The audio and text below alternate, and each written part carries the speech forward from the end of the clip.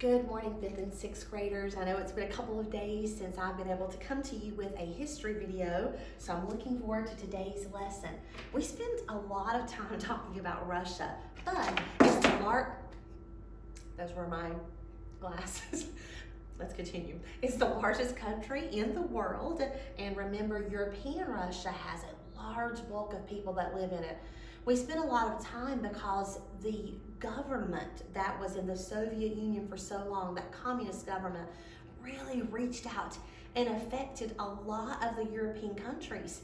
Even today, as we're studying, a lot of these countries are still feeling the effects on their economy from communism. So they are struggling to maintain a stable economy. So communism is not something that obviously had an effect years ago. It still has an effect today on these countries. Now, I hope that occasionally you're thinking about your map and maybe going back and listening to that chant and thinking about Estonia, Latvia, Lithuania.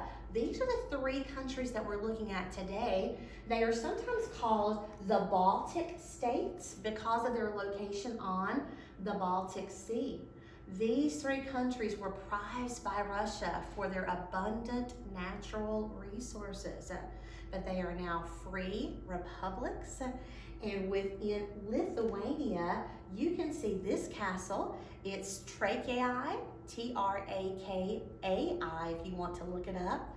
It was built in about 3 different segments, but it was started in the 14th century and I believe completed in the 15th century. It was inhabited for a while, but now it is a tourist attraction in Lithuania. Is that not beautiful? I love that image there.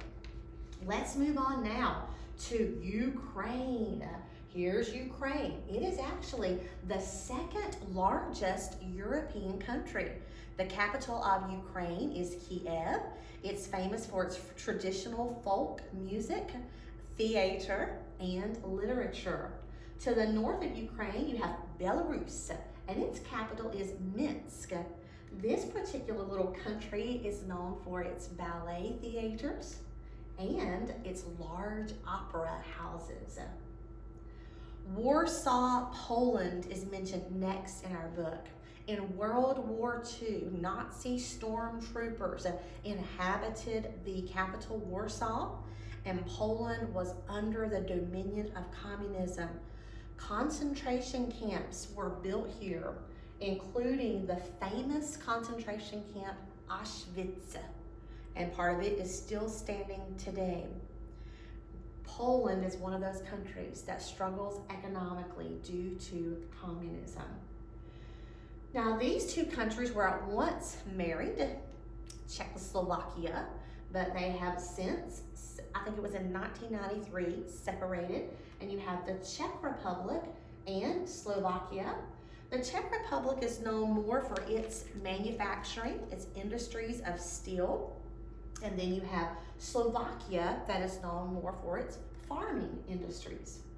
All right, do you remember the capital of Hungary? I said if you are hungry, you might pester your parents for something to eat. Budapest. One interesting thing about Hungary, which by the way, Hungary is known for its large amount of farmlands and fertile ground.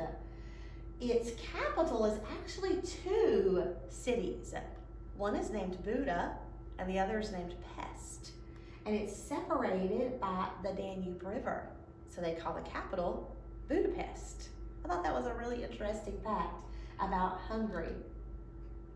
In Romania, you have the capital Bucharest, and Bucharest is sometimes called the Paris of the Balkans because it has a lot of culture and architecture within this particular nation.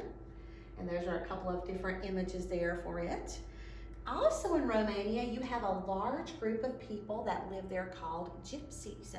And these were generally a nomadic people, which means they traveled. They like to choose their own leader. They don't necessarily like to adhere to a country's laws or guidelines. And because of that, gypsies have been a bit more contained in recent years. They've not been allowed to travel freely from border to border and things. But you do have a large population of gypsies that live in Romania. The last slide deals with Sofia, Bulgaria, and Bulgaria is sometimes called the Garden of Eastern Europe.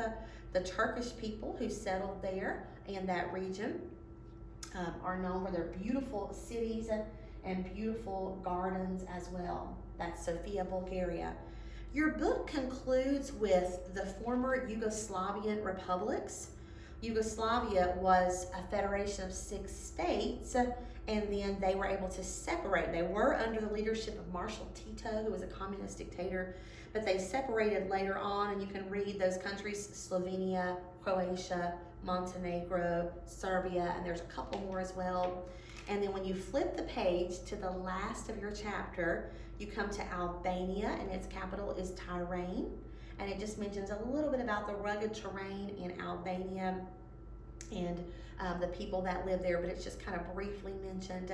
So you're going to be finishing up your chapter number 15 in history, and then we are heading to our final history chapter, and it's going to be on the land down under. Do you know what that land is?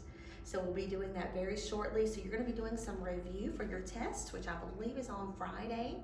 Remember, you can use your book. Please do that if you need to, because I know we've not had a chance to review like we normally would in class. Maybe answer what you can, and then go and look it up in your book for the final few answers. I hope you guys will have a great day.